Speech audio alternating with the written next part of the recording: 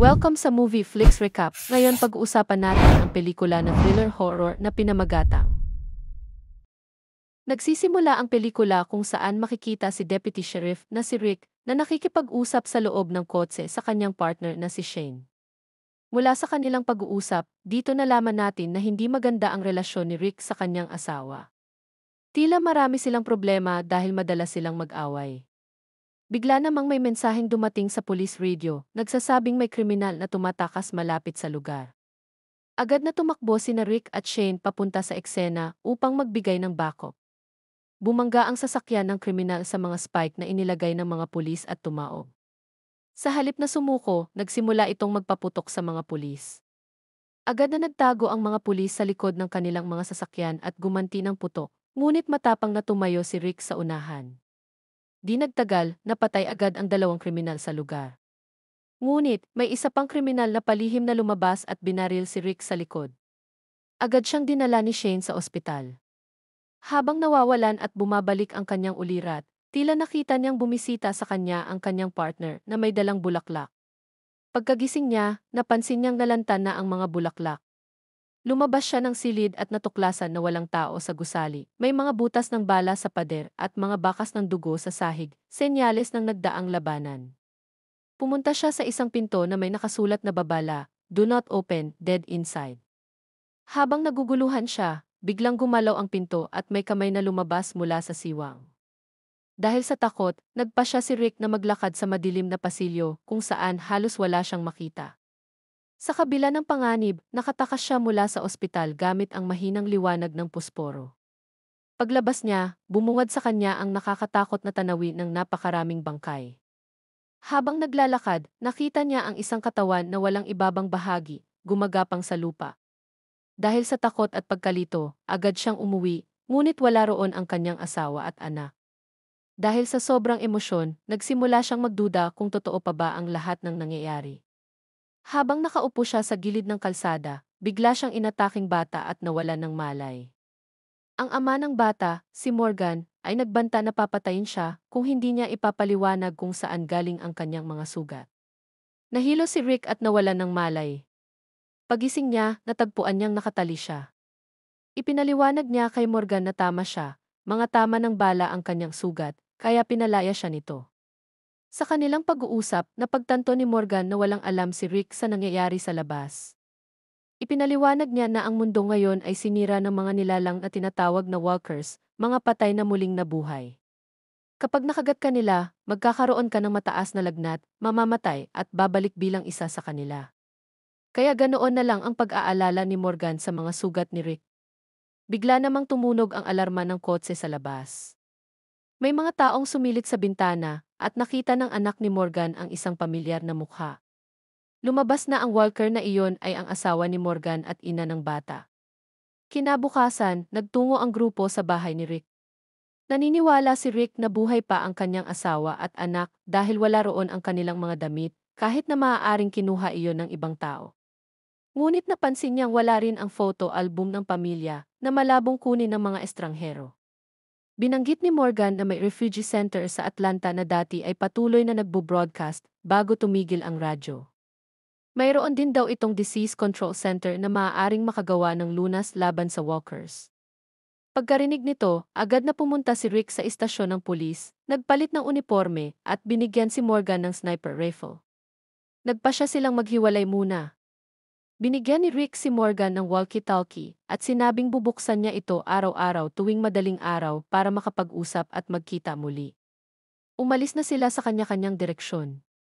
Pag-uwi ni Morgan, umakyat siya sa ikalawang palapag at umiiyak na pinagbabaril ang mga walker.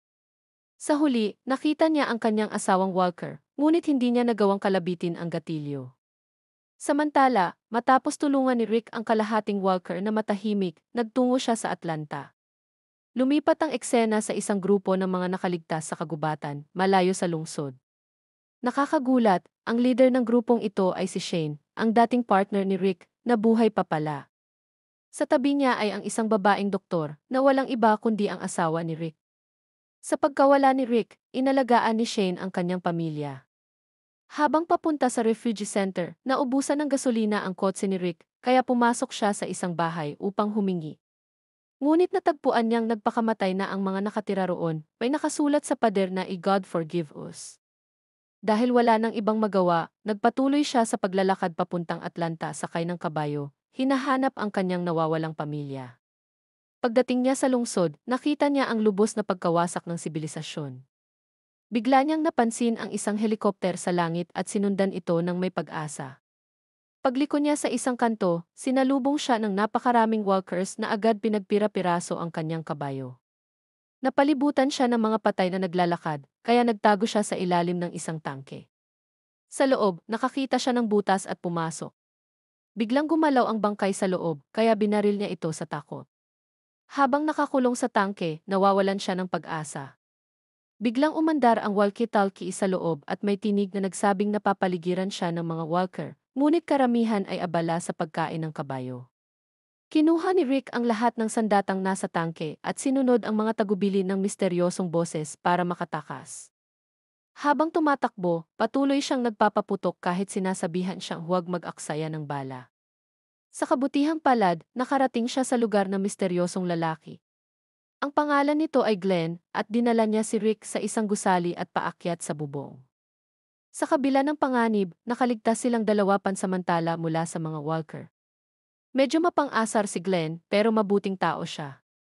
Sa totoo lang, hindi naman niya kailangang isugal ang buhay niya para iligtas si Rick na palaging napapahamak.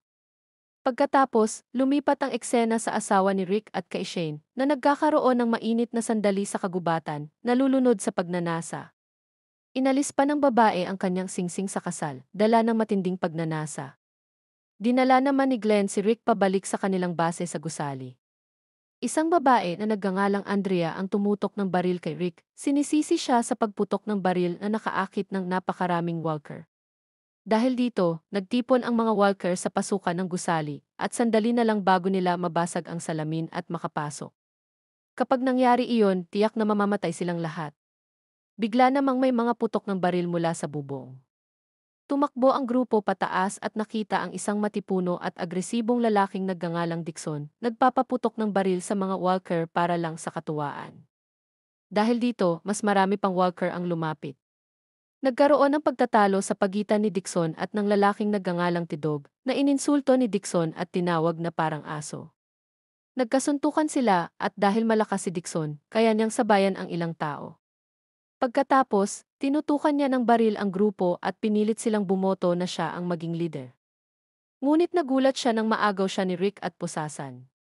Sinubukan siyang kausapin ni Rick, ngunit hindi ito nakinig, kaya tinali muna siya pansamantala sa bubong. Ngayon, napapaligiran sila ng mga walker sa kalsada, kaya hindi sila makaalis. Iminungkahi ni Rick na tingnan ang mga imburnal bilang daan ng pagtakas. Siyempre, ang pinakamabilis sa grupo, si Glenn ang naatasang gawin ito, na nagsabing sanay na siyang mag-isa at maghanap buhay sa lungsod ng hindi nasasaktan. Gayunpaman, sa pagkakataong ito ay may kasama na siyang grupo at hinarap ang panganib upang may backup. Dinala ni Glenn ang isa sa kanyang kasamahan papasok sa imburnal. Naglakad ang dalawa sa loob hanggang sa marating nila ang isang saradong dulo. Lalong lumala ang sitwasyon nang matuklasan nilang may mga walker din sa loob ng imburnal. Mukhang hindi rin madaanan ang daang ito. Samantala, sina Rick at Andrea naman ang naatasang magbantay sa pasukan ng gusali. Humingi ng tawad si Andrea kay Rick sa mga ginawa niya noon dahil minsan, kapag takot ang tao, nagagawa nila ang mga bagay na hindi nila karaniwang ginagawa. Habang nag-uusap sila, nabasag ng mga walker sa labas ang salamin ng pinto. Hindi magtatagal at mapapasok na ng mga walker ang gusali. Dahil hindi madaanan ang daan sa imburnal, muling nagtipon ang grupo upang humanap ng ibang solusyon.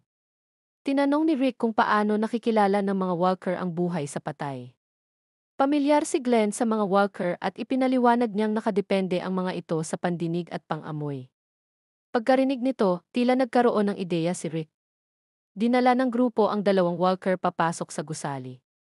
Kinuha ni Rick ang palakol at marahas na pinaghahati-hati ang mga bangkay hanggang sa maging duguan ang paligid.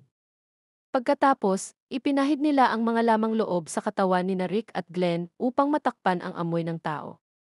Tinakpan ni Rick ang sarili ng amoy ng mga walker, umaasang ituturing silang isa sa kanila at hindi sila atakihin. Samantala, ginamit ni Tidog ang walkie-talkie upang makipag-ugnayan sa base.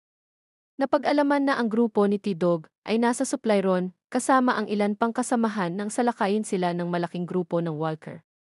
Gustong pumunta ng asawa ni Rick at ng iba pa sa lungsod upang iligtas sila, ngunit pinigilan sila ng leader na si Shane at sinabing hindi dapat isugal ang buhay ng iba. Nakadepende ang kaligtasan nila sa swerte. Balik sa panig ni Rick, nakalakad silang dalawa ni Glenn nang walang abala. Ngunit biglang umulan at nabura ang amoy ng Walker sa kanilang katawan.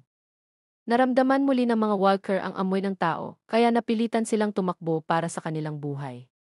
Sa huli, nakatakas sila at nakasampa sa isang truck.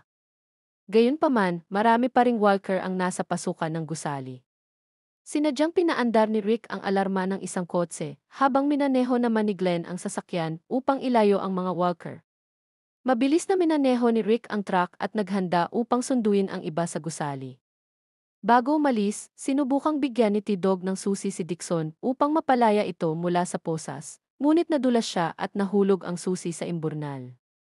Naiwan si Dixon na nakaposas sa bubong, walang paraan upang makatakas. Ang magagawa na lang ni Tidog ay isara ang pinto ng bubong upang hindi makaakyat ang mga Walker. Samantala, matagumpay na nailayo ni Glenn ang karamihan sa mga Walker. Dumating si Rick sa gusali at sinundo ang grupo. Sinundan sila ng mga Walker, ngunit nakatakas din sila sa huli. Naging matagumpay ang plano ni Rick. Gayunman, si Dixon ay naiwan sa bubong at sarili lamang niya ang may kasalanan. Habang nasa daan pabalik sa kanilang base, nababagabag si Rick sa pag-iwan nila kay Dixon. May isang lalaki na nagpakalma sa kanya at nagsabing walang iiyak sa pagkawala ni Dixon maliban sa kapatid nitong si Daryl. Sa base naman, magkasundo at masaya ang asawa ni Rick, ang anak nila, at si Shane, tila isang pamilya. Nagplano pa sina Shane at ang anak ni Rick na manghuli ng palaka. Pagkatapos ay dumating si Glenn sa base sakay ng isang sports car. Agad nilang pinatay ang alarma ng kotse. Kasunod nito, dumating si Rick sakay ng truck. Nagyakapan ng masaya sina Andrea at ang kanyang kapatid. Lahat ay nagpasalamat na buhay pa sila. Sa wakas, muling nagkita si Rick at ang kanyang pamilya. Labis ang tuwa ng anak niya sa muling pagkikita nila. Nakita ni Rick na ligtas ang kanyang pamilya at si Shane, napaluha siya sa sobrang galak. Ngunit si Shane at ang asawa ni Rick ay maihalong emosyon. Masaya silang buhay si Rick, ngunit dahil matagal na silang magkasama habang wala si Rick, naging alanganin ang sitwasyon. Sa gabi, nagtipon ang lahat sa paligid ng apoy at nagbahagian ng kanilang mga karanasan. Sa pagkawala ni Rick, si Shane ang nagprotekta at nag-alaga sa kanyang pamilya. Nagpasalamat si Rick kay Shane. Ngunit biglang nagdagdag ng maraming kahoy sa apoy ang isang lalaking mapang-abusong asawa na nagngangalang Juan. May patakaran si Shane na bawal maglagay ng sobrang kahoy dahil maaaring maakit nito ang mga Walker mula sa bundok. Mahigpit siyang pinigilan ni Shane, kaya napilitan si Juan na utusan ang kanyang asawang si Carol na patayin ang apoy. Si Carol, na isang tahimik at sunod-sunurang asawa, ay sumunod na lamang. Pagkatapos ng pagtitipon, sinabi ni Rick na matagal na silang hindi nagkasama ng kanyang asawa. Pagbalik nila sa tent, naging mainit ang tagpo sa pagitan nila. Kitang-kita mula sa labas ng tent ang kanilang matinding pagnanais, kaya mapapaisip kung ano ang naramdaman ni Shane nang makita iyon. Kinabukasan, tila masaya at kumikinang ang asawa ni Rick. Biglang sumigaw ng tulong ang kanilang anak dahil may Walker na lumapit sa kagubatan. Sa unang pagkakataon, nakarating na sa bundok ang mga Walker. Dahil wala nang makain sa lungsod, nagsimula na silang maghanap ng pagkain sa ibang lugar. Samantala, dumating si Daryl na mukhang parang taong gubat, hawak ang kanyang pana at ipinakita ang kanyang galing sa pangangaso. Ang kanyang asal at pananalita ay kahawig ng kapatid niyang si Dixon, arogante at palaban. Pagbalik niya sa base, hinanap niya agad ang kanyang kapatid. Ipinagtapat ni Rick kay Daryl ang totoo tungkol sa nangyari kay Dixon.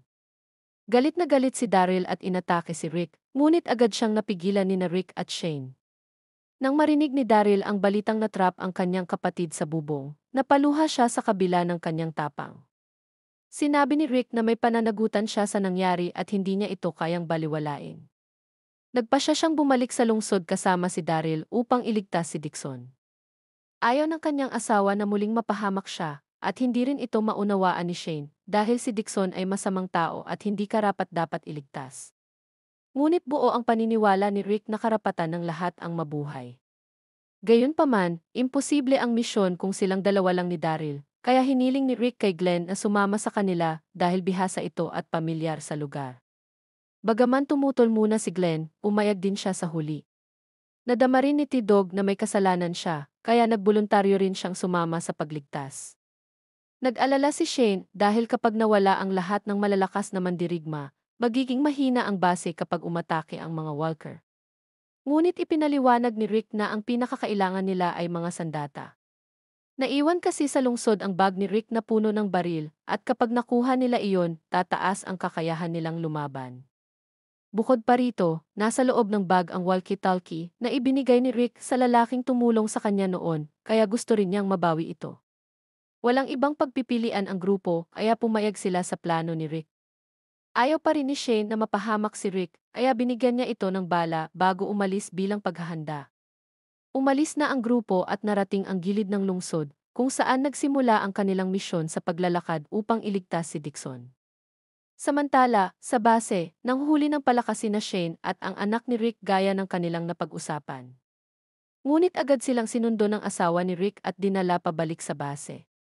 Sinabihan niya si Shane na lumayo sa kanya at sa kanilang anak. Lumabas ang katotohanan na sinabi ni Shane sa kanya noon na patay na si Rick, dahilan kung bakit siya napalapit kay Shane. Dahil sa panlilinlang, labis siyang nagalit.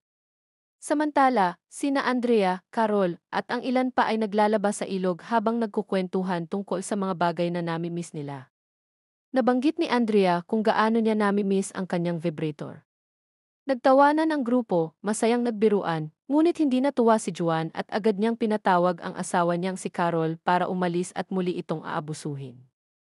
Sunod naman si Carol nang walang pag-aatubili. Sa sandaling iyon, tumayo si Andrea laban kay Juan sa gitna ng kaguluhan. Sinampal ni Juan si Carol sa mukha. Nasaksihan ni Shane ang buong pangyayari at hindi niya napigilang magalit. Nang makita niyang sinaktan ang isang babae, hinila niya si Juan palayo at, nang hindi nagsasalita, paulit-ulit niya itong sinuntok, halos mapatay na niya ito. Sa huli, dumating sina Rick at ang kanyang grupo sa bubong ng isang gusali sa lungsod. Napaiyak si Daryl nang makita ang isang lagaring may dugo at isang naputol na kamay sa sahig. Nang malaman niyang pinutol ng kanyang kapatid ang sariling kamay para mabuhay, halos mawalan ng kontrol si Daryl at gustong patayin si T-Dog. Pagkatapos niyon, binalot ni Daryl ng tela ang naputol na kamay ng kanyang kapatid at inanalisa ang dugo sa lupa. Napagpasyahan niyang gumamit ito ng sinturon bilang pamatid dugo. Sinundan ng grupo ang bakas ng dugo papasok sa gusali at natagpuan ang dalawang patay na walker na malamang ay pinatay ni Dixon. Kahit isang kamay na lang ang natira sa kanya, napatunayan ni Dixon na isa pa rin siyang mabagsik na mandirigma. Habang nagpapatuloy sila, nakakita sila ng metal na plato na may balat malapit sa kalan. Malinaw na ginamit ni Dixon ang plato para tapalan ang sugat at mapatigil ang pagdurugo. Sa wakas, natigil ang bakas ng dugo sa isang bintanang salamin na marahil ay ginamit ni Dixon bilang daan ng pagtakas. Gusto ni Daryl habulin ang kanyang kapatid, takot na baka kainin ito ng mga walker, pero pinigilan siya ni Rick na huwag kumilos ng padalos-dalos at pinakalma siya. Pinangako ang pagkatapos kunin ang bag ng mga baril. Tutulungan nila siyang hanapin ang kanyang kapatid. Sa kampo naman, nangingisda at nag-uusap sina Andrea at ang kanyang kapatid na babae sa bangka. Miss na miss nila ang kanilang pamilya at sila na lamang ang magkasamang umaasa sa isa't isa. Dahil sa kalungkutan, napaluha sila. Samantala, isang lalaking nagngangalang Jim ang abalang naghukay ng mga butas sa lupa. Sa kabila ng matinding init ng araw, ayaw niyang tumigil. Nilapitan siya ni Shane para pigilan, ngunit bigla siyang inatake ni Jim. Napilitan si Shane na pabagsakin muna siya. Ibinunyag ng lalaki na kamakailan lamang, inatake ng mga walker ang kanyang asawa at anak, at wala siyang nagawa kundi panoorin silang kainin bago siya nakatakas. Matapos siyang itali ng ilang sandali, bumalik sa katinuan si Jim. Nang tanungin ng grupo kung bakit siya naghuhukay ng maraming butas, sinabi niyang nanaginip siya kagabi, pero hindi niya matandaan ang panaginip at kung bakit niya kailangang maghukay. Samantala, iminungkahi ni Glenn na siya na lang ang kukuha ng bag ng mga baril mag-isa, dahil mas ligtas kung nag-iisa. Siya ang kukuha ng bag, habang si Daryl naman ay makikipagtagpo sa kanya sa isang maliit na eskinita. Sina Rick at Tidog ay magbabantay sa ibang lugar na 2 bloke ang layo. Sa ganitong paraan, kung masarhan ng mga walker ang daan ni Glenn, maaari siyang dumaan sa ibang ruta para muling makasama sina Rick. Tinanong ni Daryl kung ano ang trabaho ni Glenn noon. Lumabas na isa pala siyang pizza delivery man, kaya pamilyar siya sa mga kalsada ng lungsod. Matapos pag-usapan ang plano, kumilos na ang grupo. Mabilis na nakilos si Glenn at matagumpay na nakuha ang bag ng mga baril at ang sombrero ni Rick. Habang naglalakad si Daryl, nakatagpo siya ng isang binatang sumisigaw ng tulong, kaya agad niya itong sinuntok para manahimik. Biglang dumating ang mga kasamahan ng binata at inatake sina Daryl at Glenn. Lumaban si Daryl at nakatama ng palaso sa puwit ng isa sa mga kalaban. Sa gitna ng kaguluhan, kinalagkad ng mga kalaban si Glenn papasok sa kotse at dinukot siya. Samantala, ang binatang naiwan ay nahuli ni Rick. Inusisa nila ito at pinilit ipagtapat kung saan ang kanilang taguan. Tumanggi ang binata, kaya inilabas ni Daryl ang naputol na kamay ni Dixon at itinapon sa harap nito, sinabing ang huling sumuway sa kanya ay nawalan ng kamay. Dahil dito, agad na sinabi ng binata ang kanilang kinaroroonan. Dumating sina Rick sa taguan habang bihag ang binata upang makipagnegosasyon sa kanilang pinuno. Akala nila, madadaan sa palitan si Glenn kapalit ng binata, pero laking gulat nila nang hingi ng pinuno ang bag ng mga baril bilang kapalit. Nabigo ang negosasyon kaya kinailangan ni Rick na magplano ulit.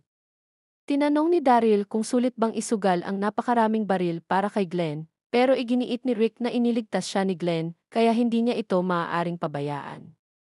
Handa si Rick na makipaglaban.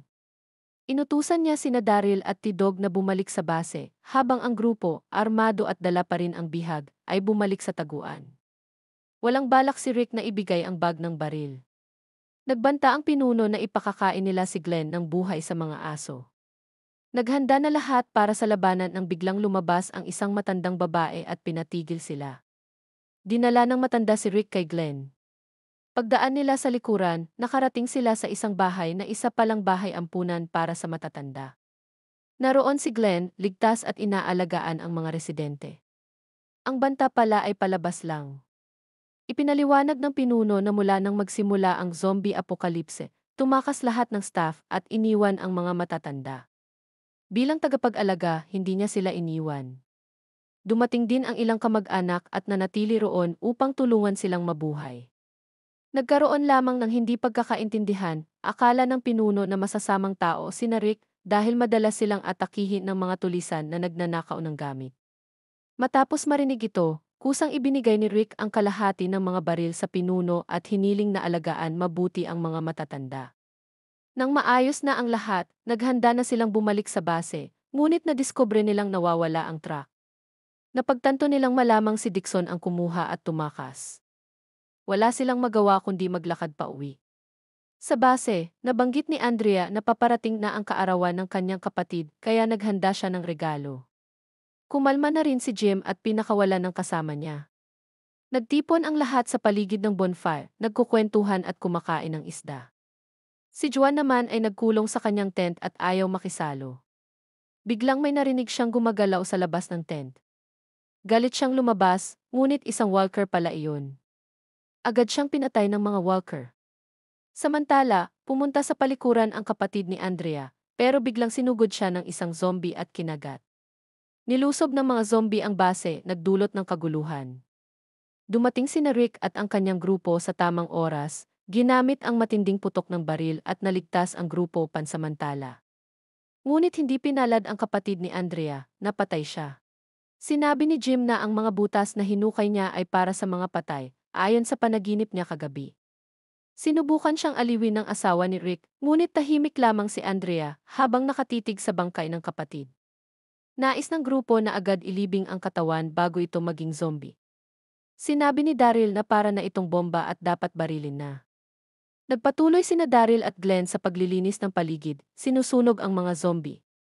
Tumutol si Glenn na isama sa pagsusunog ang mga kasamahan nila at iginiit na dapat silang ilibing. Napansin ng isang kasama na may dugo si Jim. Nang suriin nila, natuklasang nakagat siya ng zombie, kaya tiyak na magiging isa rin siya.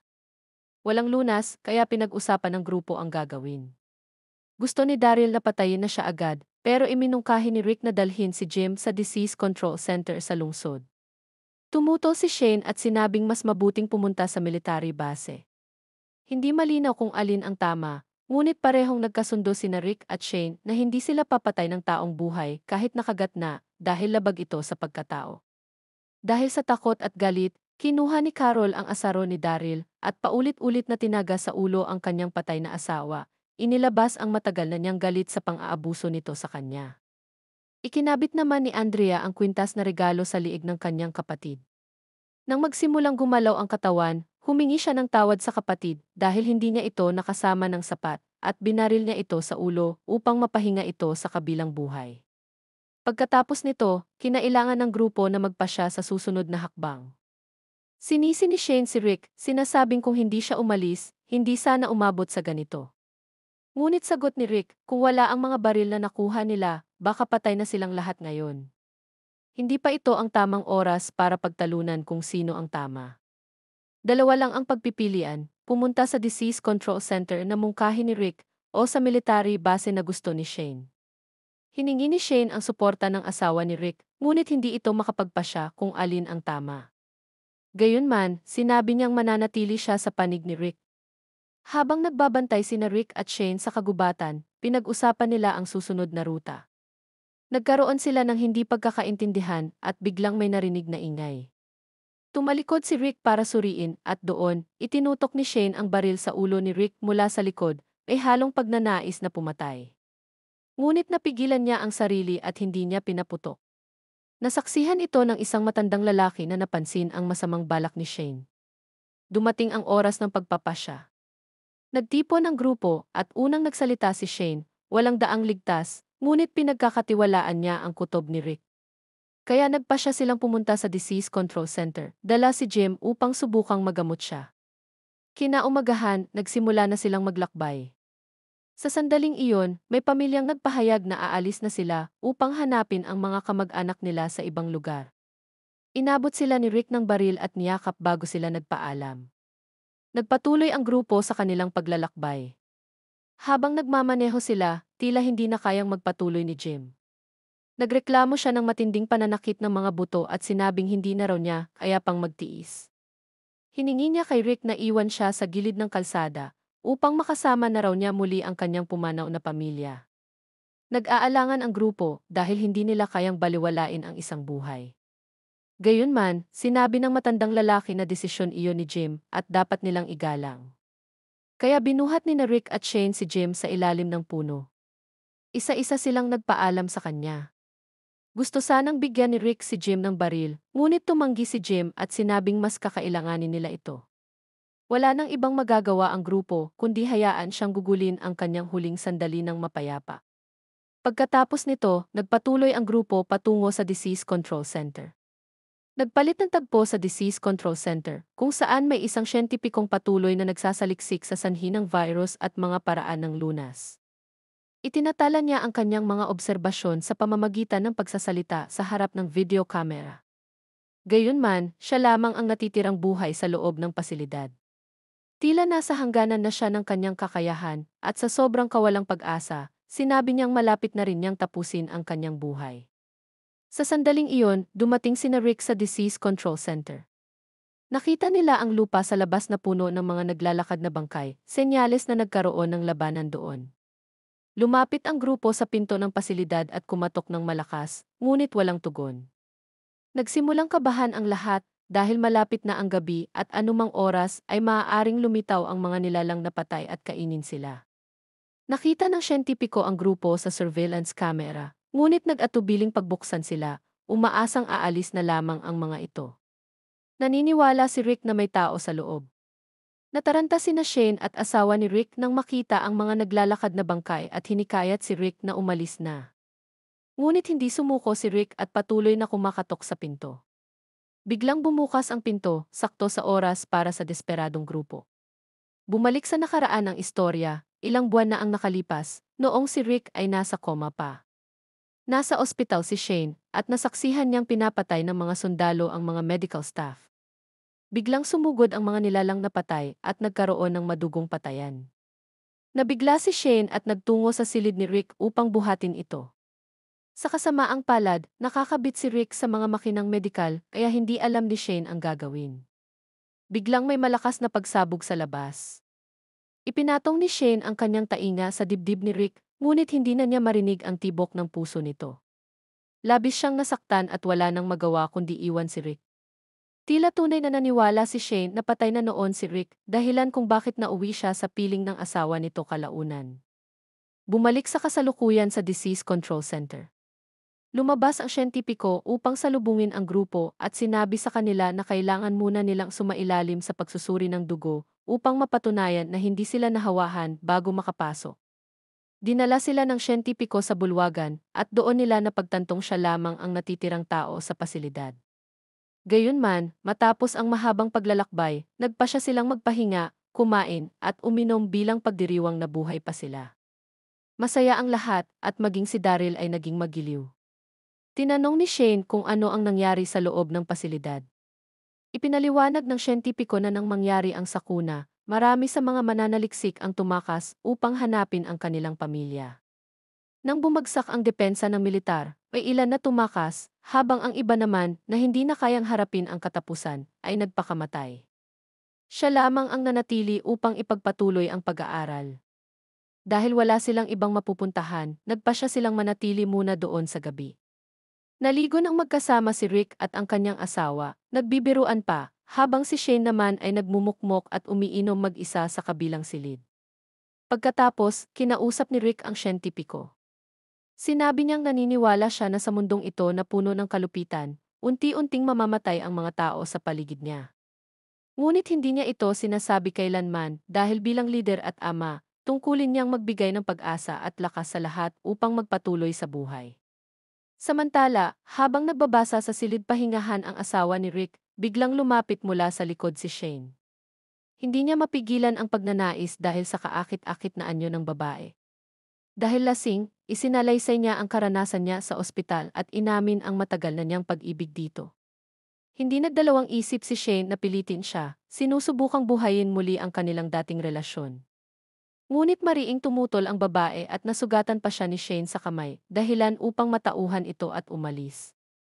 Kinabukasan, ipinakita ng siyentipiko sa grupo ang brain scans ng isang babaeng pasyente na kinagat ng nilalang na patay at voluntaryong nagpakuha ng dokumentadong pagbabago ng kanyang utak. Sa una, maliwanag pa ang mga bahagi ng utak, ngunit unti-unting dumugo at naging itim hanggang sa tuluyang mamatay ang babae. Makalipas ang ilang sandali, bahagyang bumalik ang kulay ng utak, ngunit nawala na ang kanyang pagkatao. Isa na lamang siyang walang isip na katawan na pinapatakbo ng hayok na likas na ugali. Pagkatapos mamatay, nabubuhay muli ang isang nahawahan bilang zombie sa loob ng ilang minuto hanggang ilang oras. Sa huli, binaril ng siyentipiko ang ulo ng babae upang wakasan ang kanyang pagdurusa. Sa kabila ng lahat ng pagsisikap, walang naging malaking resulta ang kanyang pananaliksik, at pareho ring kabiguan ang sinapit ng mga pag-aaral sa buong mundo. Sa puntong iyon, napansin ng matandang lalaki ang countdown timer sa dingding. Ipinaliwanag ng siyentipiko na mayroon na lamang silang isang oras bago maubos ang kuryente ng generator. Kapag naubos na ito, otomatikong magaganap ang malawakang disinfection. Ngunit nag-aatubili siyang magbigay ng karagdagang paliwanag, kaya hinanap ng grupo ang sagot sa sarili nilang paraan. Pumunta sila sa basement at nadiskobring halos ubos na ang gasolina ng generator. Biglang namatay ang ilaw at air conditioning. Naghinala ang grupo at humingi ng paliwanag sa siyentipiko. Napilitan siyang aminin na nagsasara na ang lahat ng hindi kinakailangang sistema. Binanggit din niya na noong nangyari ang sakuna, ang mga mananaliksik sa France ay hindi tumakas kundi nanatili hanggang sa huli. Subalit nang malapit na silang makahanap ng lunas, naubusan sila ng kuryente at tuluyang nawala ng pag-asa. Dahil tila may kakaiba, sinabi ni Rick sa lahat na mag-impek at umalis agad. Ngunit laking gulat nila nang i-lock ng siyentipiko ang mga pinto, ikinulong sila sa loob. Sa galit, nais ng isa sa kanila na patayin ang siyentipiko at nagkaroon ng kaguluhan. Humingi ng paliwanag si Rick. Inamin ng siyentipiko na ang pasilidad ay naglalaman ng mga mapanganib na sangkap gaya ng biological weapons at Ebola virus. Kapag nagkaroon ng matinding power failure, automatikong sasabog ang pasilidad gamit ang bombang kasing lakas ng nuklear upang walang mabuhay na organismo ang makalabas. Plano ng siyentipiko na mamatay kasama nila dahil naniniwala siyang ito ang pinakamadaling paraan upang lisanin ang mundo, walang sakit, lungkot o pagsisisi.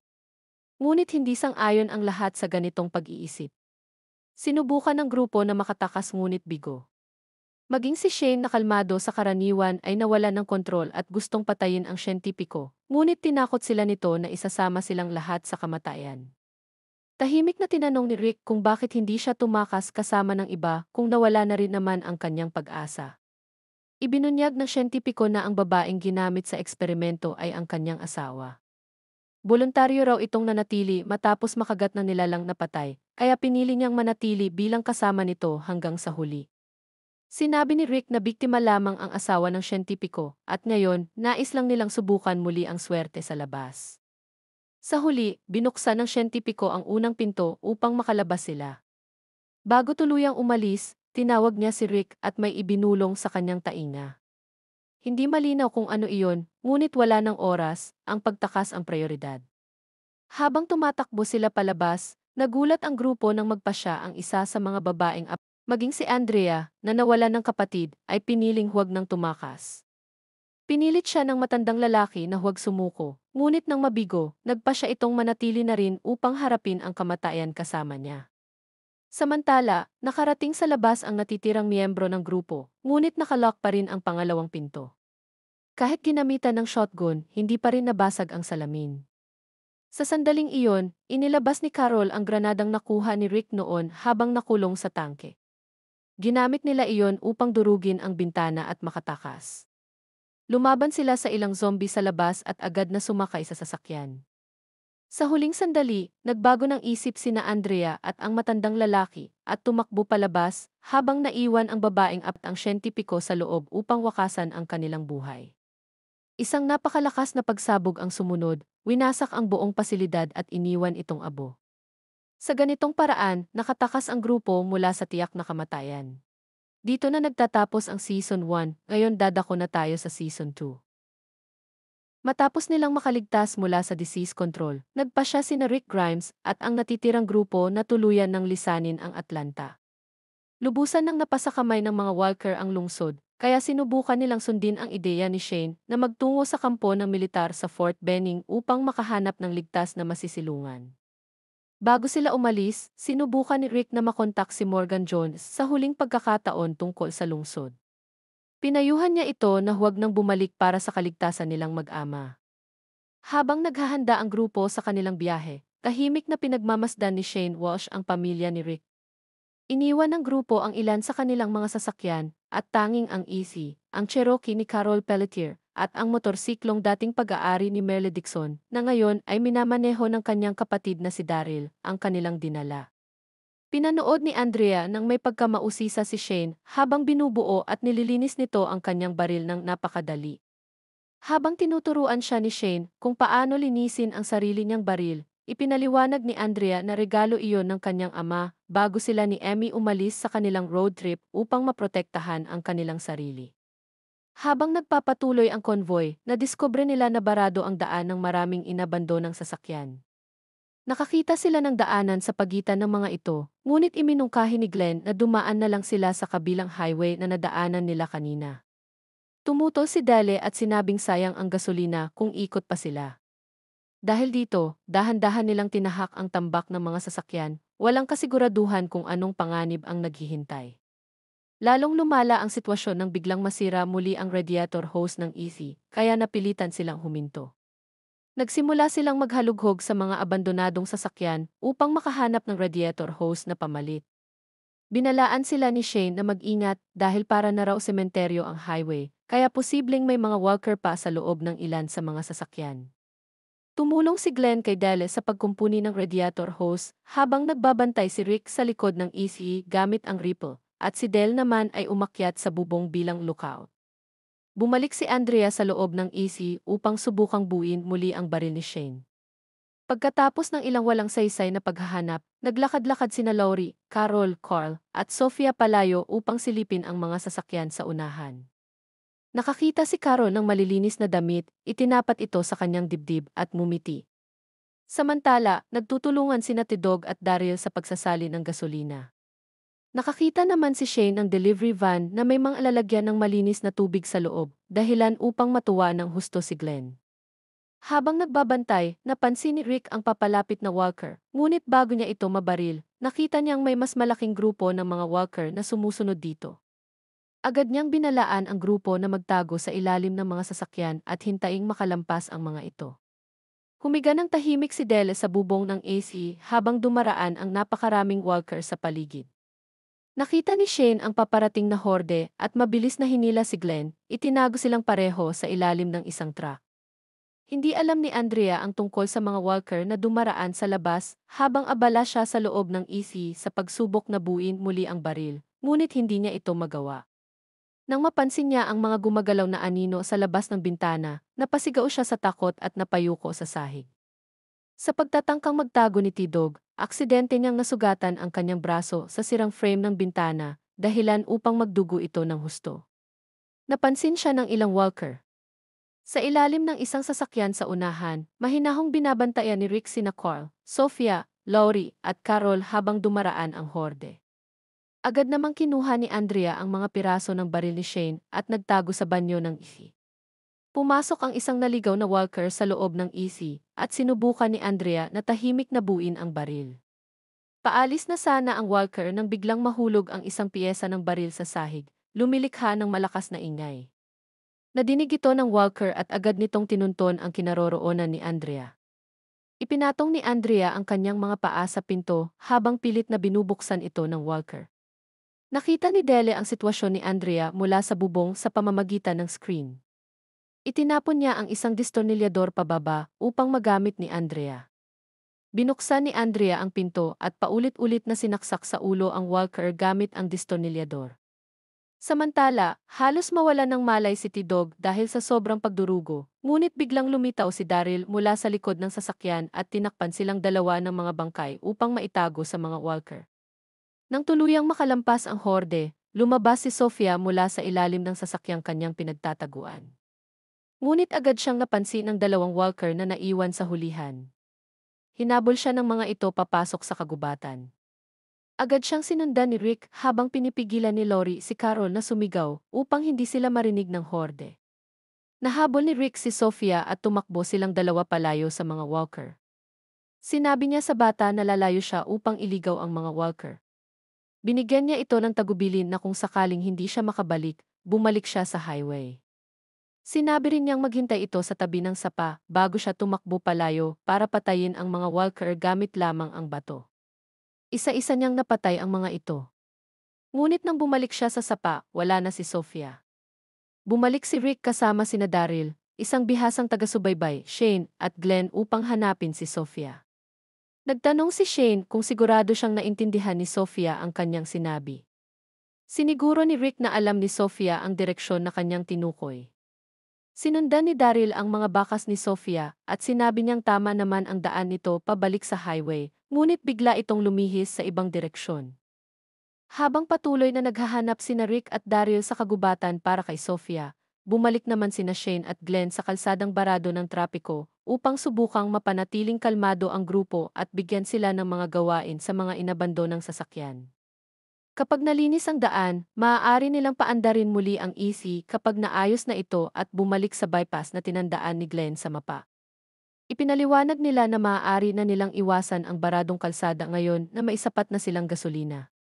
Habang pinaplano ng grupo ang pag-alis sa highway, nag-aalala si Carol at iginiit na dapat ay lahat sila ay tumutulong sa paghahanap sa anak niyang si Sofia. Tiniyak naman ni Laurie na hindi nila ito iiwan. Nakakita si Carl ng koleksyon ng mga matutulis na sandata at mga gamit sa kandungan ng nabubulok na bangkay sa loob ng isang pickup truck at masayang ipinakita ito kay Shane. Ngunit agad siyang binaliwala ni Shane habang abala ito sa pag-aayos ng kotse. Napansin ito ni Laurie at pinaalalahanan si Shane na huwag ibaling kay Carl ang kanyang sama ng loob. Tumakbo si Carl upang ibigay ang mga kutsilyo kay Dale at nang harapin ni Laurie si Shane, inamin nitong aalis na siya. Sinabi niyang dinadala pa rin niya ang bigat ng nangyari sa si at balak niyang umalis mag-isa sa lalong madaling panahon. Nahanap muli ni Daryl ang bakas ni Sofia at pinangunahan si Rick sa gubat. Nakapatay sila ng isang walker at sinuri ni Rick ang balat sa ilalim ng kuko at ngipin nito. Nakakita siya ng laman kaya sinubukan niyang hiwain ito, ngunit pinigilan siya ni Daryl na mas sanay mangaso. Binuksan ni Daryl ang tiyan ng walker at natuklasang isang woodchuck lamang ang kinain nito. Pinapatahan ni Andrea si Carol habang palubog na ang araw at hindi pa rin bumabalik si Sofia sa highway. Pagkatapos noon, humingi siya kay Dale ng kanyang baril. Tumanggi si Dale dahil natatakot siyang magpakamatay si Andrea at sinuportahan siya ni Shane. Labis na nalungkot si Carol sa ideyang mag-isa si Sofia sa gubat sa gabi, ngunit tiniyak ni Daryl at Rick na hahanapin nila ito kinaumagahan. Kinabukasan, inarmasan ni Rick ang grupo at muli na namang humiling si Andrea ng kanyang baril, ngunit tinanggihan siya ng iba dahil natatakot silang gamitin niya ito laban sa sarili. Hinarap ni Andrea si Dale sa harap ng lahat at galit na sinabing inalisan siya nito ng tanging paraan para mamatay ng mapayapa. Sinabi niyang ninakaw ni Dale ang karapatang pumili para sa sarili sa pamamagitan ng pagpilit na iligtas niya ito. Iniwan ng grupo sina Dale at Tidog na may benda na ang braso sa ifi at nagtungo sa gubat para hanapin si Sofia. Habang tumatagal ang araw, napagod sila sa walang saysay na paghahanap. Natagpuan nila ang isang kampo kung saan nagpakamatay ang isang lalaki na tanging baril lang ang naiwan. Sa ifi, nagbabantay si Del gamit ang binoculars at tinanong siya ni Tidog kung bakit hindi pa rin inaayos ang radiator hose para makaalis na sila kapag bumalik ang grupo. Sinabi ni Dale na inayos na niya ito kahapon pa, ngunit sinasadya niyang huwag sabihin para manatiling buo ang grupo sa paghahanap kay Sofia. Labis na natuwa ang grupo nang marinig nila ang tunog ng mga kampanang simbahan sa gubat. Umasa silang si Sofia ang nagpatunog nito. Tumakbo sila papunta sa pinanggalingan ang tunog at nakakita ng maliit na Baptist church, ngunit sinabi ni Shane na hindi iyon ang tamang simbahan dahil wala itong door. Pumasok pa rin sila, pinatay ang ilang walkers, ngunit wala silang nakitang bakas ni Sofia. Patuloy na iginigiit ni Shane na maling simbahan iyon. Nang muling tumunog ang mga kampana, lumabas sila at natuklasang isang automated timer lang ang dahilan ng tunog. Binunot ito ni Glenn sa inis, habang sinabi ni Carol na babalik muna siya sa loob ng simbahan. Sumama sa kanya sina Carl, Rick at Glenn habang nagpahinga si Andrea sa lilim sa labas. Narinig ni Andrea sina Laurie at Shane na nag-uusap tungkol sa plano nitong umalis at narinig niyang sinang-ayunan ni Laurie ang desisyong iyon. Pagkatapos umalis ni Laurie papasok ng simbahan, nilapitan ni Andrea si Shane at hiniling na isama siya kapag umalis ito, sinabing pareho silang hindi nababagay sa grupo. Tumanggi si Shane, ngunit hiniling ni Andrea na pag-isipan niya ito. Habang lumiliit ang liwanag ng araw, nagpa siya ang iba na bumalik sa ifi, ngunit ayaw pang sumuko ni Rick sa paghahanap kay Sofia. Napilitan si Shane na manatili. Nakiusap si Carl na sumama at pumayag si Laurie. Sinubukan ni Rick ibigay ang kanyang baril kay Laurie, ngunit ayaw nitong iwan siyang walang armas, kaya ibinigay ni Daryl ang baril na nakuha niya sa lalaking nagpakamatay sa kampo. Sa kanilang pagbalik sa highway, inihayag ni Carol ang pagkadismaya dahil wala silang bagong bakas kay Sofia, at sumang-ayon si Daryl na hindi maganda ang pagkakahiwa-hiwalay ng grupo.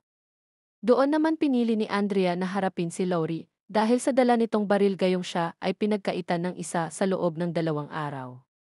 Galit na ibinigay ni Laurie kay Andrea ang baril, at sinabi nitong tigilan na niya ang pagsisisi kay Rick dahil walang ibang tumakbo para iligtas si Sofia maliban sa kanya.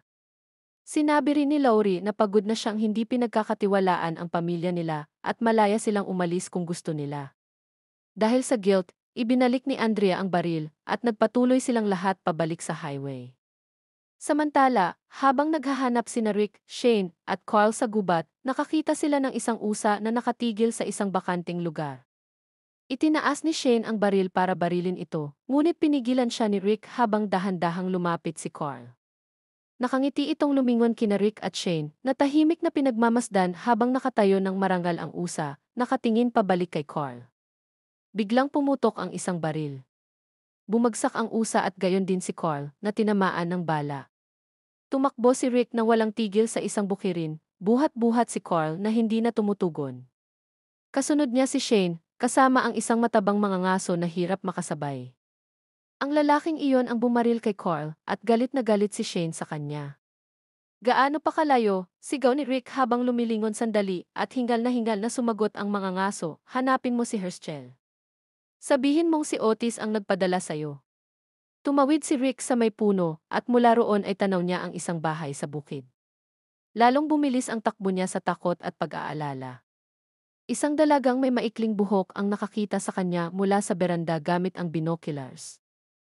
Huminto si Rick pagdating sa mga baitang ng bahay at tinitigan ang matandang lalaki na napapalibutan ng kanyang pamilya. Ikaw ba si Herschel? Pakiusap ni Rick.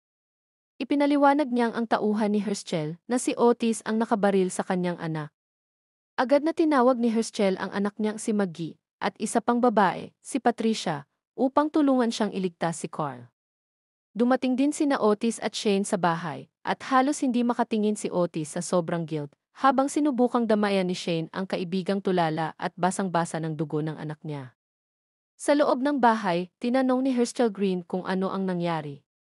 Sinusundan ko ang isang usa, pautal-utal na sagot ni Otis habang nakayakap kay Patricia. Hindi ko siya nakita hanggang sa bumagsak siya. Tinanong ni Herschel ang blood type ni Carl at sagot ni Rick, T-positive, pareho sa akin. Ngunit hindi man lang gumaan ang mukha ni Herschel. Mabuti yan, sabi niya. Huwag kang lalayo, kakailanganin kita. Napag-alaman ni Herschel na nagkapira-piraso ang bala sa loob ng tiyan ni Carl at kailangan niya itong operahan para mailabas lahat. Sa matinding katotohanan iyon, nagising si Rick mula sa pagkamanhid at biglang naalala si Lori. Niyakap niya si Shane at humagulgol dahil hindi pa alam ng asawa niya na nabaril ang anak nila. Samantala, habang naglalakad pabalik sa highway, narinig ng grupo ang putok ng baril mula sa gubat at walang mas nag-aalala kundi si Lori. Bakit isang putok lang? Tanong niya. Alam niyang hindi magsasayang sina Rick at Shane ng bala para sa isang walker lang. Sang-ayon si Carol Pelletier na dapat ay nakabalik na sina Rick at Shane sa grupo, ngunit kalmado si Daryl Dixon habang hawak ang kanyang crossbow. Nilapitan ni Andrea si Carol para damayan siya sa pagkawala ni Sofia, at inamin ni Carol na natatakot siyang baka matulad ang anak niya kay Emmy. Agad naman siyang humingi ng tawad kay Andrea, ngunit tila tuliro na ito, muling nalulungkot sa pagkamatay ng kapatid niya. Sumingit si Daryl. Mahahanap natin ang batang iyon. Ligtas siya. Nagpatuloy silang naglakad pabalik sa highway. Tinanong ni Dallas si Tidog kung kamusta na ang braso nito na binalutan ng gasa at tape. Umiwas si Tidog sa tanong, ngunit pinilit ni Dele. Nang silipin niya ang sugat, napansin niyang may impeksyon na ito. Medyo hilo, natawa si Tidog. Yan talaga siguro ang kapalaran ko, no? Wasak na ang mundo, bumangon ang mga patay para kainin ang mga buhay. Tapos si Theodore Douglas mamamatay lang dahil sa hiwa sa braso. Sinabi ni Dallin na kailangan nilang maghanap ng antibiotics. Nabigla sila dahil sa dami ng kotse, wala pa rin silang nakikita. Pagod na, sumama si Tidog sa paghahanap at nakakita ng pakete ng sigarilyo sa glove compartment ng isang minivan. Ngunit napatingin siya sa likod, isang upuang pambata, nababalutan ng dugo at walang laman. Napatigil siya, nanginginig, habang nakasabit pa ang sigarilyo sa labi. Sa bukid, sinisisi ni Rick ang sarili sa nangyari kay Carl habang abala si Herschel sa pagsagip sa buhay ng bata. Sinabi ni Rick na kung hindi dahil sa paghahanap kay Sofia at sa pagsama ni Carl, hindi sana ito nabaril. Ngunit itinayo siya ni Shane at sinabing huwag niyang akuin ang lahat ng kasalanan, hindi niya kasalanan ang nangyari kina Sofia at Carl. Tiniyak ni Shane na makakaligtas si Carl, gaya ng pagkakaligtas ni Rick noon nang siya naman ang nabaril. Tinawag ni Maggie si Rick at sinabing kailangan ni Carl ng dugo. Tinusukan ni Patricia ng karayom ang braso ni Rick para kumuha ng dugo. Habang ginagawa ito, pinasok ni Herschel ang sugat ni Carl sa tiyan at napasigaw ito sa matinding sakit. Hinawakan ni Shane si Carl at nakuha ni Herschel ang unang piraso ng bala bago ito himatayin sa sakit. Sinabi ni Herschel na natanggal na niya ang isang piraso, ngunit may 5 pa na masyadong malalim. Kailangan niya si Carl na tulog para maabot ang mga iyon. Ipinaliwanag niya na kung kikilo si Carl habang mas malalim ang pag-opera, maaari niyang tamaan ang ugat at mamatay. Ipinilit ni Rick na kailangang malaman ni Lori, ngunit pinigilan siya ni Shane sa pag-alis dahil kailangan pa ng dugo ni Carl. Sinabihan niya si Rick na maging kasing tatag ng asawa niyang si Lori, na inalagaan din siya noon habang siya ay walang malay matapos barilin. Sinabi ni Herschel kay Rick na kakailanganin ni Carl ng malaking operasyon para matanggal ang natitirang mga bala, ngunit may pagdurugo na sa loob at kulang sila sa kagamitan sa bukid. Kailangan nila ng respirator at iba pang gamit para magawa ang operasyon nang hindi namamatay si Carl. Ipinaliwanag ni Herschel na ang mga kagamitang ito ay galing lahat sa FEMA command post na itinayo sa lokal na high school, 5 milya ang layo mula sa bukid. Nilusob na ng mga nilalang ang lugar nung huli kong makita iyon, sabi ni Otis. Handang mag-isa si Shane, at labis ang pagkakasala ni Rick tungkol dito. Ngunit si Otis ay kusang nagboluntaryo na sumama upang maitama ang kanyang pagkakamali. Sinubukan siyang pigilan ng kanyang asawa na si Patricia, ngunit hindi siya nakinig. Nag-alok si Maggie, ang panganay na anak ni Herschel, na hanapin sina Lori at ang natitirang mga nakaligtas upang ipaalam sa kanila ang nangyari. Ibinigay ni Rick kay Otis ang kanyang Colt bilang pangalawang armas bago ito umalis kasama si Shane papunta sa high school at nagpasalamat sa kanya sa paglalakas loob na isugal ang buhay para mailigtas ang kanyang anak. Ang tanging baril ni Otis bukod doon ay ang rifleng ginamit niyang pamutok kay Carl at tahimik niya itong isinilid sa truck habang sila ni Shane ay sumakay sa kanyang pickup truck. Samantala, sa Gisi, si T-Dog na ngayoy tila wala sa sarili dahil sa lagnat, ay sinubukang kumbinsihin si Dele na tumakas na silang dalawa gamit ang isi. Dahil naniniwala siyang mabilis silang papatayin ng grupo sapagkat sila ang nakikitang mahina. Hindi siya pinakinggan ni Dele, ngunit napansin niyang lumalala ang impeksyon ni T-Dog dahil sa mataas na lagnat, kaya nagpatuloy siya sa paghahanap ng antibiotics. Pinainom niya muna si T-Dog ng ibuprofen na nahanap niya upang mapababa ang lagnat. Mga 100 yarda mula sa highway, habang pauwi sila mula sa paghahanap kay Sofia, biglang inatake si Andrea ng isang walker. Agad tumakbo ang grupo upang tulungan siya, ngunit napigilan na siya ng walker sa lupa. Takot na takot siya, at naisip niyang baka ito na ang kanyang katapusan. Biglang may kabayong tumakbo mula sa mga palumpong, at si Maggie, may hawak na baseball bat, ay tinumba ang walker bago pa ito makapanakit kay Andrea. Sinabi ni Maggie kay Lori na nabaril si Carl at inutusan siyang sumakay sa kabayo, sabay bigay ng direksyon sa grupo patungo sa Green Farm na patingin lang si Glenn, naguguluhan. Sinubukan ni Daryl pigilan si Lori na sumama sa isang estranghero, ngunit dahil sa pagkabigla sa balita, hindi na siya nagtanong pa. Sumakay siya sa likod ng kabayo at sumama kay Maggie patungo sa bukid. Namangha si Rick sa magandang tanawin ng bukid ni Herschel na sinabi nitong nasa kanilang pamilya na ng 160 taon. Sinubukan ni Herschel na paniwalain si Rick na pansamantala lamang ang virus at tiyak na makakahanap ng lunas, ngunit sinubukan ni Rick na ipaliwanag na mas malala ito kaysa sa iniisip niya. Makikitang tumatakbo sina Maggie at Lori patungo sa bahay sakay ng kabayo. Dumating si Lori at napahagulgol nang makita si Carl na nakahiga, walang malay at may gasa sa kanyang sugat. Matapos ibigay ni Rick ang kanyang ikalawang blood transfusion, inabutan siya ni Herschel ng isang baso ng orange juice at tiniyak kina Rick at Lori na mas malaki ang tsansa ni Carl na mabuhay kung makakabalik sina Shane at Otis mula sa high school na dala ang tamang kagamitan. Sinabi rin niyang nagawa na niya ang ganitong operasyon noon, ngunit ipinaalala rin niyang isa siyang veterinaryo, hindi doktor. Hirap tanggapin ni Lori na iyon na ang pinakamagandang tulong na maaari nilang makuha para sa kanyang anak. Balik sa highway, hindi pa rin kinakausap ni Andrea si Dele na nakarinig ng kanyang sigaw sa gubat. Nagulat si Dele nang marinig na nabaril si Carl, ngunit sinabi niya kay Glenn na dalhin si T-Dog sa bukid ni Herschel upang magamot ang kanyang sugat, habang ang iba ay mananatili upang hintayin si Sofia. Nagpasya silang gumawa ng karatula para kay Sofia sa umaga bago sila lumipat sa bukid. Nang marinig ni Daryl na kailangan ni T-Dog ng antibiotics, binigyan niya ito ng ilan mula sa tagong gamot ng kanyang kapatid na si Merle, na iniwan sa kampo matapos nitong putulin ang sariling kamay sa Atlanta at tumakas. Dumating sina Shane at Otis sa high school pagsapit ng dapit hapon. Natuklasan nilang nilusob pa rin ito ng mga walker. Nagsagawa sila ng plano upang makatawid sa parking lot at makarating sa inabandonang FEMA trailer. Binuksan ni Shane ang trunk ng isang lumang police cruiser at nakakita ng mga flare. Sinindihan niya ito at habang nadidistract ang mga walker, nagawa nilang makarating sa trailer ng ligtas.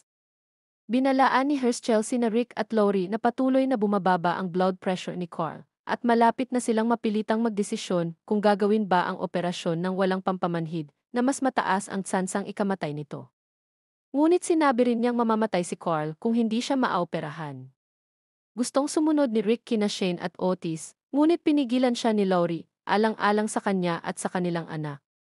Matapos matagumpay na makuha ni na Shane at Otis ang mga kailangang kagamitan mula sa trailer, agad silang nilusob ng mga walker.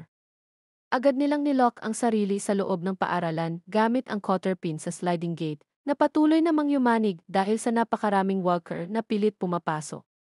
Si Rick at Lori ay matiisin na nag-aantay sa tabi ng kama ni Carl para sa pagbabalik ni na Shane at Otis mula sa FEMA command post sa lokal na high school, upang maisagawa ni Herschel Green ang operasyon na magliligtas sa buhay ng kanilang anak. Si Rick, nanghihina matapos ang maraming blood transfusion para mapanatiling buhay si Carl, ay ikinuwento kay Lori ang isang pamilyar na kwento tungkol sa kalokohan na ginawa ni Shane sa principal noong sila ay nasa high school pa. Nakatuon sa kalusugan ng kanilang anak, nagmamakaawa si Lori sa kanya na kumain, upang mapanatili ang kanyang lakas, habang sinisikap ni Rick na kumbinsihin siya na magiging maayos si Carl. Sa umiiyak si Carol dahil sa pagkawala ni Sofia sa silid-tulugan na nagdudulot ng sama ng loob kay Daryl, at patuloy namang sinusubukan ni Andrea na buuin ang isang baril, ngayon gamit ang kay Daryl at mas mahusay na ginagawa ito. Binihisan siya nito ng baril nang magpasya siyang lumabas upang hanapin si Sofia. Wala nang ibang magagawa, nagpasya si Andrea na sumama sa kanya. Nang subukang pigilan ni Nadale ang kanilang paglabas sa gitna ng gabi, pinatahimik siya ni Andrea habang sila ni Daryl ay pumasok sa gubat. Si Otis at Shane, na buo pa ang buhok, ay nakarating sa auditorium ng high school at sa mga bleachers. Napag-alaman nilang hindi pa rin nila kayang takbuhan ang mga walker dahil napakarami.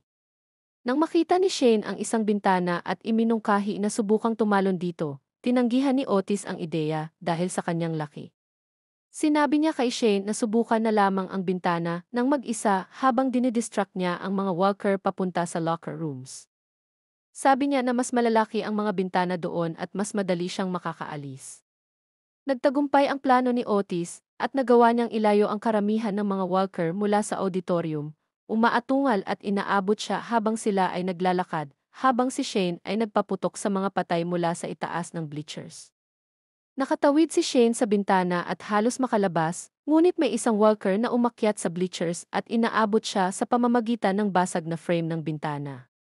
Kinuha niya ang kanyang baril at pinutok ang walker, ngunit nawala ang hawak niya sa bintana at nahulog ng 2 palapag pababa, tumama ng mabigat sa kanyang bukong-bukong. Dumating sina Glenn at Tidog sa bukid at kinakabahan na pinag-uusapan kung dapat bang kumatok. Hindi sila kumatok sa pintuan ng sinuman sa loob ng ilang buwan, ngunit nagulat silang makita si Maggie Green na nakaupo sa madilim na sulok sa porch, nakikinig sa kanilang usapan. "Isinara niyo ba ang gate sa kalsada nung pumasok kayo?" tanong niya, at tumango si Glenn. Ngumiti si Maggie at inimbitahan sila sa loob, kung saan nakita nila sina Rick at Lori sa tabi ni Carl, kasama si Herschel. Sinabi ni Herschel na masyadong matagal na sina Shane at Otis at lumalala na ang kalagayan ni Carl. Ipinaalam niya kina Rick at Lori na maaaring kailanganin niyang isagawa ang operasyon ng walang kagamitan at kailangan nilang gumawa ng desisyon sa lalong madaling panahon. Pinag-usapan ito ng dalawa at nagtataka si Lori kung baka mas mabuti pang patayin na lamang si Carl, ngunit ayaw itong marinig ni Rick. Tinanong niya siya kung ano ang nagbago mula sa fee noong inalok sila ni Jenner ng paraan upang makalabas. Naalala niya kung paano nagpakamatay si Jackie. Umiiyak si Lori, siguro hindi na ito mundo para sa mga bata. Nabubuhay tayo na parang may kutsilyo sa ating lalamunan bawat segundo ng bawat araw. Nagmakaawa siya na bigyan siya ng dahilan kung bakit mas mabuting mabuhay, ngunit nagpa siya pa rin si Rick na ipaglaban ang kanyang anak. Habang nakikipaglaban si Shane para sa kanyang buhay sa paaralan, pilay, nagpaputok siya sa iba't ibang walker, ngunit malapit nang mapalupig nang iligtas siya ni Otis mula sa papalapit na mga walker. Kahit na naubos na nila ang kanilang huling bala sa rifle, nagsimulang pilay na silang lumayo habang hinahawi ng mga walker ang mga bakod. Gumising si Carl ng sandali at excited na ikinuwento ang nakita niyang usa, ngunit nagkaroon siya ng seizure. Bumaba ang kanyang blood pressure, at desperado si Rick na mag-alok ng isa pang transfusion. Ayaw ni Herschel kunin pa ang dugo ni Rick, baka siya mahulog sa coma o magka-cardiac arrest, ngunit sinimulan pa rin niyang ilabas ang kanyang kagamitan. Ito lamang ang paraan upang mapanatiling buhay si Carl hanggang sa makabalik sina Shane at Otis. Habang naghahanap sa madilim na gubat, ikinuwento ni Daryl kay Andrea ang oras na siya ay nawala sa kagubatan noong bata pa siya. Habang pinag-uusapan nila ang tsansa ni Sofia, may pag-asa si Daryl, wala si Andrea. Nakakita sila ng walker na nakasabit sa puno, ngipin ng mga paa niya ay kinain ng mga walker. Nagpakamatay ito at nag-iwan ng sulat, na kinagat, mundo ay guguho at mas mabuti ng sumuko. Tumawa si Daryl na sinabi, hindi alam kung paano barilin ang sarili sa ulo. Gusto ni Daryl na iwanan na lang at huwag sayangin ang pana, pero si Andrea, na nadismaya, ay hinihiling sa kanya na patayin ito. Pinatay ni Daryl ang walker kapalit ng pagtatanong kay Andrea kung gusto niyang mabuhay, ngunit sinabi niya na hindi niya alam kung kailangan niyang mabuhay, gusto niyang mabuhay, o kung ito ay nakasanayan na lang. Hindi makatulog, sumama si Carol kay Dale sa bubong ng AC upang magbantay.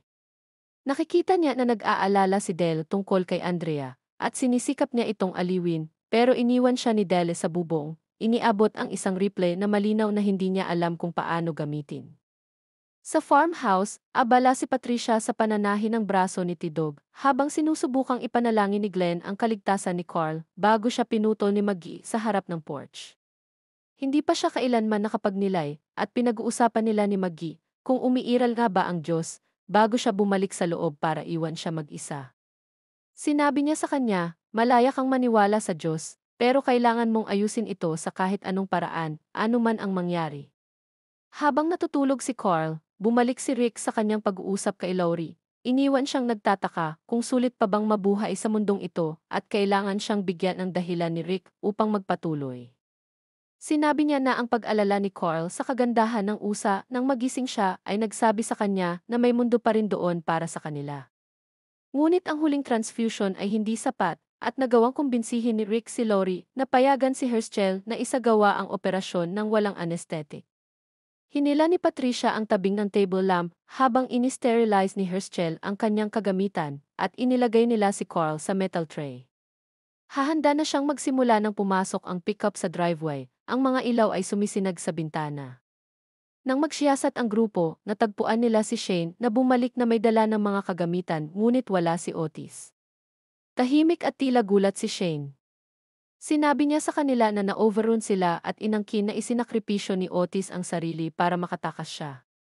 Ipinag-utos ni Herschel na walang sinuman ang magsasabi kay Patricia hanggang matapos ang operasyon, at umiiyak si Maggie habang niyayakap ni Rick si Shane sa pagbabalik ng kagamitan at pinapalakas siya. Sinasabi na gusto ni Otis na maitama ang kanyang pagkakamali.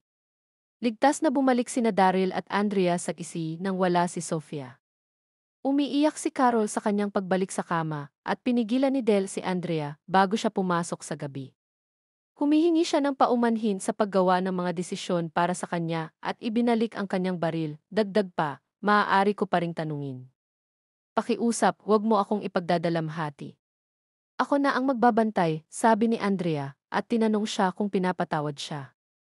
Huminto siya bago umakyat sa hagdan patungo sa ihi at sinabi, sinusubukan ko. Aliwin ni Glenn si Maggie sa pagkawala ni Otis at ikinuwento niya tungkol sa kanyang stepmother at stepbrother na parehong naging walker. Naitaguyod ni Herschel si Carl na nagdulot kay Rick at Laurie na halos umiyak. Nag-alok si Rick na tulungan si Herschel sa pagsasabi kay Patricia tungkol kay Otis. Habang umiiyak, nanonood si Shane mula sa sala. Pumunta si Shane sa kwarto ni Carl, kung saan nakita niya si Laurie sa tabi ng kanyang kama at tahimik na nanatili sa likuran. Manatili ka, sabi niya, ngunit hindi niya magawa. Pumunta si Shane sa banyo at naligo, at sa kanyang buong buhok, natagpuan niya ang isang bald spot na tila hinila ang buhok mula sa kanyang anit. Naalala niya ang nangyari sa high school habang naghahanap sa banyo, sa iba't ibang drawer at kabinet ng electric razor. Sa isang flashback, nakikita si Otis na hinahatak si Shane matapos siyang bumagsak dahil sa injury sa bukong-bukong. Pinaputok nila ang iba't ibang walker at nagawa nilang makarating sa parking lot na maiherd ng mga walker sa kanilang likuran. Pareho na silang naubos sa huling bala. Sinabi ni Shane kay Otis na iwan siya at kunin ang mga kagamitan, ngunit tumanggi si Otis na iwan siya at hinila siya pataas, tinutulungan siya. Pumapayat si Shane habang papalapit ang mga walker. Walang ibang pagpipilian para mabuhay, tinitingnan niya si Otis. Pasensya na, sabi niya, at tinitingnan siya ni Otis, naguguluhan, habang binabaril siya ni Shane sa binti gamit ang huling bala. Sumigaw si Otis sa sakit, bumagsak. Hinawakan ni Shane ang backpack ni Otis na may lamang kagamitan na kailangan ni Carl. Ngunit nakikipaglaban si Otis, hinahawakan ang isang kumpol ng buhok at pinapakpakan siya. Sa huli, napagtagumpayan ni Shane ang kanyang lakas, kinuha ang baril, at iniwan siya bilang pain para sa mga walker. Dumagsa ang mga walker kay Otis, kinakain siya, habang nakahagilap na umalis si Shane nang hindi napapansin. Sa loob ng banyo ng Greens, nag-ahit si Shane ng kanyang ulo upang itago ang bald spot at protektahan ang kanyang lihim. Ang mga baka ay nanginginain sa bukid habang sina Daryl, Andrea, Dale, at Carol ay dumating sakay ng easy kasama ang iba pa nilang gamit, habang sina Shane, Tidog, at Glenn ay tumutulong sa pamilya ni Herschel na mag-ipon ng mga bato para sa libing ni Otis. Nakaupo sina Rick at Laurie sa tabi ng kanilang anak na si Carl, habang ito ay nagpapagaling mula sa operasyon na ginawa sa nakaraang episode upang alisin ang mga piraso ng bala sa kanyang tiyan. Sandaling nagising si Carl at tinanong kung ayos lang ba si Sofia. Upang hindi siya ma-stress, sinabi ni Rick na ayos lang si Sofia. Pagkatapos makapahinga ang lahat, pinangunahan ni Herschel ang libing ni Otis, nilalagyan ng mga bato ang kanyang libingan na kanilang inipon kanina, at hiniling kay Shane na suot ang overalls ni Otis, na magbigay ng maikling eulogy dahil siya ang huling nakasama ni Otis bago ito namatay. Alam ang totoo sa likod ng pagkamatay ni Otis, sinubukan ni Shane na umiwas sa pagsasalita, ngunit nakiusap si Patricia, ang asawa ni Otis, na bigyan ng kahulugan ang kanyang pagkamatay, dahil si Shane lamang ang nakasaksi sa mga huling sandali ni Otis. Nagsimula si Shane sa kanyang eulogy, sinasabing isinakripisyo ni Otis ang kanyang buhay upang mailigtas si Carl.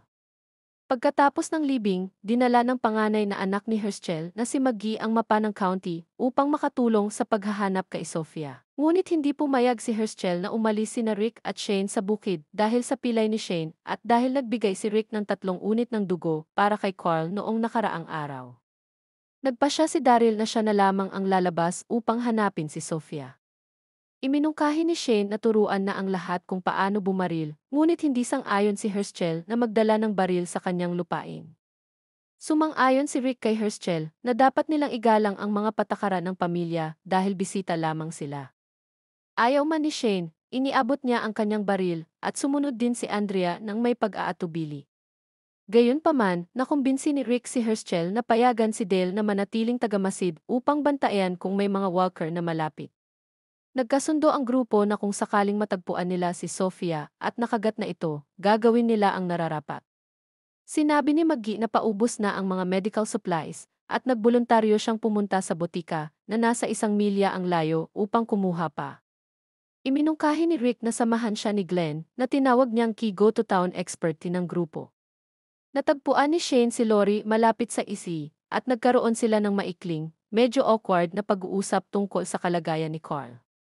Umupo si Shane sa mesa upang linisin ang mga baril at sumama sa kanya si Andrea, sabik matutong bumaril ng maayos.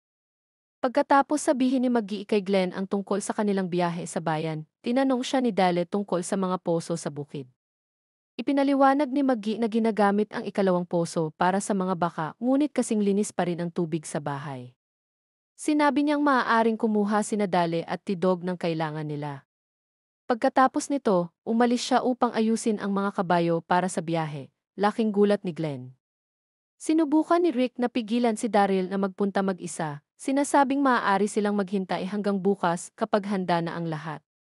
Habang papasok si Daryl sa kagubatan, lumapit si Herschel kay Rick. Nang ialok ni Rick na doon nila itayo ang kampo malapit sa kamalig upang mabigyan ng privacy ang pamilya Green, sinabi ni Herschel na mas mabuting manatili sila malapit sa bahay. Sinabi ni Herschel kay Rick na ayaw niyang isipin ng grupo na maaari silang manatili ng matagal. Kapag natagpuan mo na ang batang babae at maayos na ulit ang anak mo, inaasahan kong aalis na kayo. Kailangan nating malinaw dyan, wika niya. Habang nakatitig si Glenn kay Maggie na kontrolado ang dalawang kabayo, sa paghahanda nilang umalis, tinawag siya ni Lori at iniabot ang isang papel na mailistahan ng mga kailangan niyang bilhin. Bukod pa rito, binigyan siya ni Lori ng isa pang papel at hiniling na kumuha ng isang espesyal na gamit mula sa seksyon ng feminine hygiene sa botika. Samantala, nagpunta sina Tidog at Dele sa isa sa mga poso upang kumuha ng tubig para sa grupo. Napansin ni Dale ang butas sa mga tabla na tumatakip sa poso, kaya lumapit siya upang silipin. Natigilan siya nang marinig ang tunog ng tubig na humahalo sa mga ungol ng isang walker. Tinitigan niya si Tidog na papainom na sana ng tubig, ngunit pinigilan niya ito at itinapon ang tabo sa lupa, sabay sabing huwag itong inumin. Naguguluhan si Tidog habang lumalapit sina Glenn, Maggie, Andrea, Lori at Shane upang silipin. Sa ilalim ng poso, isang namamaga at basang zombie ang pilit na umaabot sa kanila. Samantala, pinag-aaralan ni Rick at Herschel ang mapa mula sa isang tanawin sa bukid at pansamantalang huminto sa usapan tungkol sa paghahanap kay Sofia. Napunta ang usapan sa Diyos.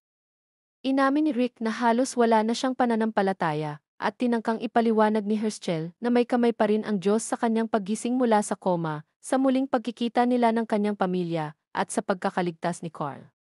Ibig sabihin, kakaiba talaga ang sense of humor ng Diyos, sagot ni Rick. Pinag-usapan ng grupo kung ano ang dapat gawin sa walker sa poso. Napagkasunduan nilang kung babarilin nila ito roon, siguradong madudumihan ang tubig. Nagpasya silang kailangang hilahin palabas ang walker. Sinubukan nilang painin ito ng dilatang hamon, ngunit hindi ito gumana. Napagtanto nilang hindi ito kakain ng pagkain na hindi sariwa. Dahil wala silang ibang paraan, nagpasya silang si Glenn ang ibababa sa poso. Plano nilang itali niya ang walker ng lubid upang mahila ito palabas ng buhay at hindi madumihan ang tubig bago patayin. Ayaw ni Maggie sa ideya, ngunit alam niyang iyon lamang ang paraan upang mapanatiling malinis ang tubig. Pinanood niya habang dahan-dahang ibinababa ng grupo si Glenn gamit ang lubid na nakakabit sa water pump. Halos magtagumpay si Glenn na itali ang nilalang ang hindi ito napapansin, ngunit biglang bumigay ang pump dahil sa bigat niya. Nahulog siya sa abot ng walker na ngayoy alerto at desperado. Sumigaw si Glenn sa grupo na hilahin siya. Sa huli, nagawa nilang hilahin siyang pataas, nanginginig at natatakot. Habang ang iba ay akala ay nabigo sila, ngumiti si Glenn at ipinakita na nagawa pa rin niyang itali ang walker sa lubid sa gitna ng kaguluhan. Natagpuan ni Daryl ang isang abandonadong bahay sa gubat at napansin niyang kamakailan lang kinain ang isang lata ng sardinas. Nakakita rin siya ng pansamantalang higaan sa loob ng aparador, sapat lang para sa isang batang tulad ni Sofia. Tinawag niya ang pangalan ni Sofia habang lumalabas, ngunit natigilan siya sa harap ng isang pares ng puting bulaklak sa damuhan.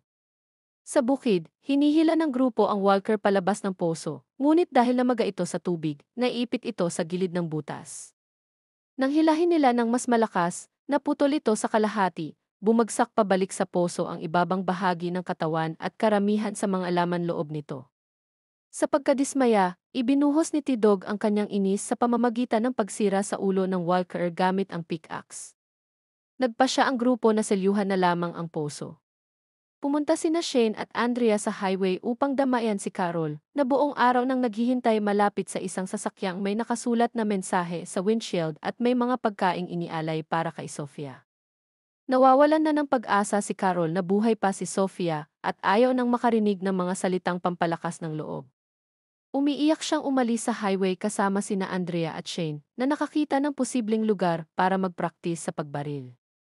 Habang malubha pa ang pilay ni Shane sa kanyang bukong-bukong, ipinaliwanag niya kay Andrea na minsan, kailangan mong magtiwala sa instinct mo kapag ipinagtatanggol mo ang sarili mo gamit ang baril. At ikinuwento niya nang hindi binabanggit ang pangalan ni Otis kung paanong kinailangan niyang iwan ito upang mailigtas ang iba. Samantala, nahihiyang sinusubukang magsimula ng usapan si Glenn kay Maggie habang nakasakay silang dalawa sa kabayo papunta sa bayan. Tahimik si Maggie dahil hindi pa siya nakakita ng walker na pinatay sa malapitan, laging protektado siya sa bukid. Pagdating nila sa lokal na botika, inabot ni Glenn ang listahang ibinigay sa kanya ni Lori at sinabing maglilibot muna siya para tingnan kung ano ang mga dapat kunin. Habang umaalis si Maggie upang maghanap, kinuha ni Glenn ang espesyal na listahan ni Lori mula sa kanyang bulsa. Nang matagpuan niya ang seksyon ng feminine hygiene, naghalungkat siya sa mga kahon hanggang sa makita niya ang isang True Blue pregnancy test. Nang mabasa niya ang kahon at maunawaan kung bakit ito kailangan ni Lori, bigla siyang natigilan. Dumating si Maggie at mabilis niyang isinilid ang pregnancy test sa kanyang bag bago pa ito makita. Tinanong siya ni Maggie kung bakit siya nasa seksyong iyon ng tindahan at kumuha si Glenn ng kahit anong kahon para pagtakpan ang dahilan. Isa pala iyong kahon ng kondom. Tinanong siya ni Maggie kung may nobya ba siyang hindi niya alam o kung kumpiyansa lang talaga siya sa sarili. Nautal si Glenn at sinabing wala siyang nobya at hindi rin siya ganoon. Hindi niya alam kung paano makakaalis sa sitwasyon, kaya binigyan siya ni Maggie ng daan palabas. Makikipagtalik ako sa'yo, sabi niya. Hindi naman marami ang pagpipilian natin ngayon. Hinubad niya ang kanyang pang-itaas at bra at hinalikan si Glenn na nagpaubaya sa pagkabigla. Nagtalik sila. Hiniling ni Rick kay Herschel na pag-isipan pa ang pagpapaalis sa kanila sa bukid kapag gumaling na si Carl at natagpuan na si Sofia. Nag-aatubili si Herschel ngunit sinabing iisipin niya ito kung igagalang ng grupo ang kanyang mga patakaran. Sinabi ni Rick na pinagsisisihan niyang nagsinungaling siya kay Carl nang tanungin siya kaninang umaga kung ayos lang si Sofia. Tiniyak naman ni Herschel na naniniwala siyang mabuting ama si Rick. Natagpuan ni Rick si Lori sa silid ni Carl at sinabi nitong nagising kanina ang bata at hinanap siya. Bago siya umalis ng silid, tinitigan ni Rick ang kanyang anak ng may kapayapaan. Alam niyang magiging maayos na ito. Habang pauwi sina Maggie at Glenn sa bukid, sinabi ni Maggie na isang beses lang dapat ang nangyari sa kanila, bagay na ikinadismaya ni Glenn. Pagdating nila sa bukid, agad na napansin ni Herschel ang kakaibang tingin sa anak, tila alam niyang may nangyari.